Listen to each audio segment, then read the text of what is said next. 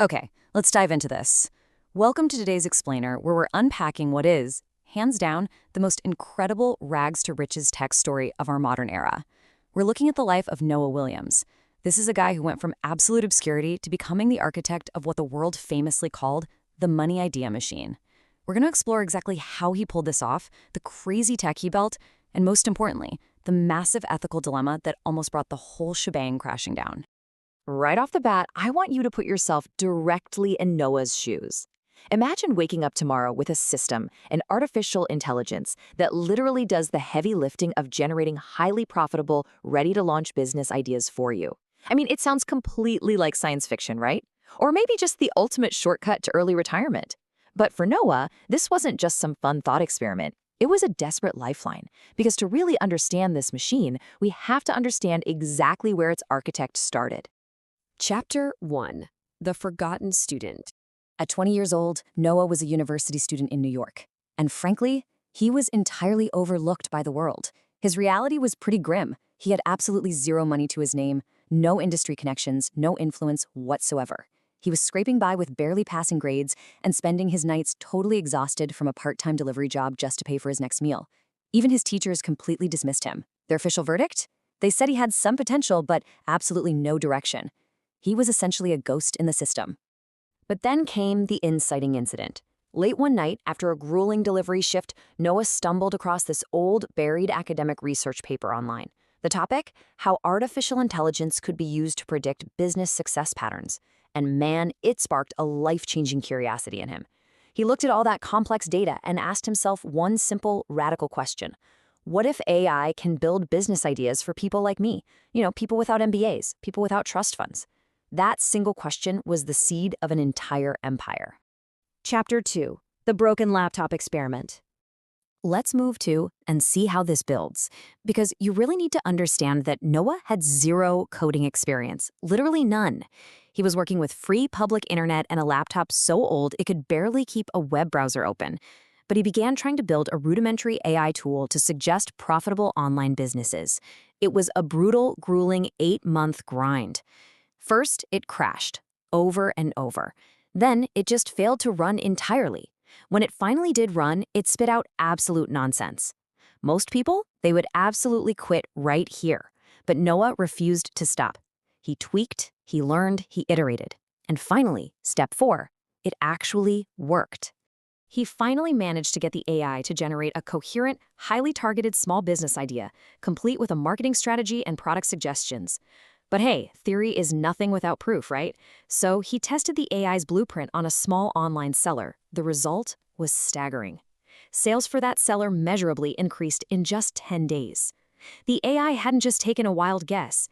It had accurately predicted and generated a valid money-making strategy. Noah officially had his proof of concept. Chapter 3. The Viral Explosion. So Noah quietly posts a basic version of his tool online. Within weeks, social media goes absolutely crazy. Creators, side hustlers, small business owners, they all flocked to it. They started calling it the money idea machine. And it didn't take long for the heavy hitters to notice. Big tech investors tracked Noah down, resulting in a single meeting that changed his life forever. They handed him a massive $5 million seed investment. Noah's reaction? Pure shock. He humbly told them, "Guys, I was just experimenting." But it definitely wasn't an experiment anymore.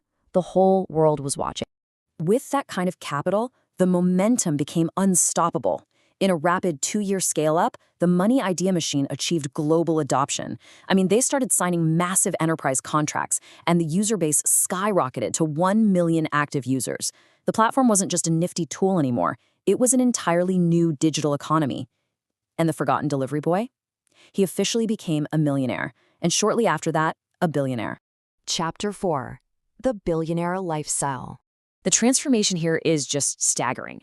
Contrast his grim reality as a broke student with his new life, a sprawling penthouse in San Francisco, anytime access to private jets, a literal collection of hypercars, and even his own private island property. His reality had completely inverted.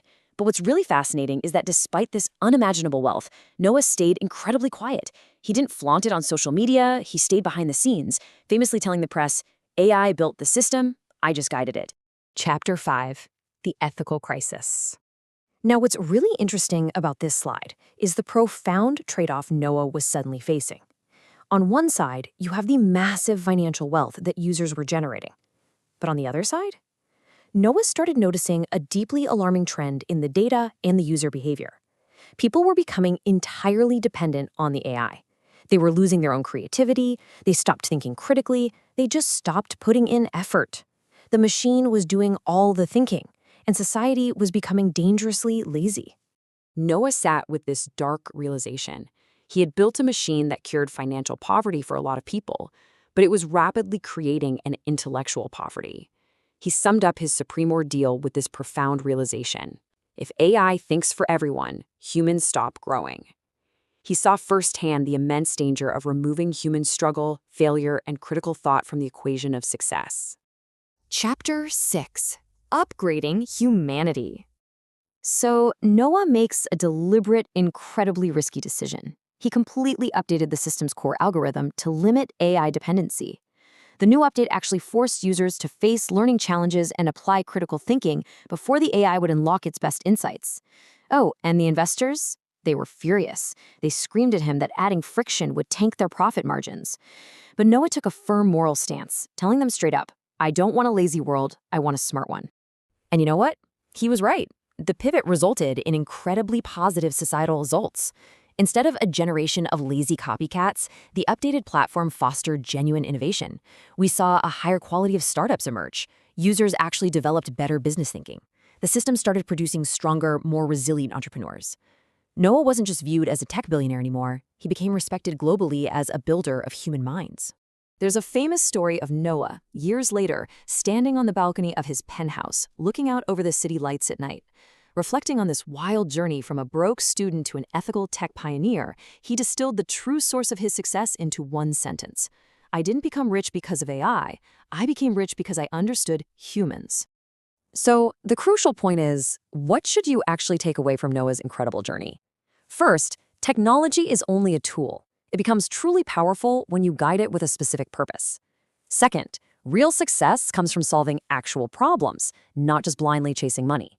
Third, sustainable wealth is always a byproduct of genuine value creation. And finally, and honestly most importantly for the age we live in, smart systems should be designed to improve humans, never to replace them.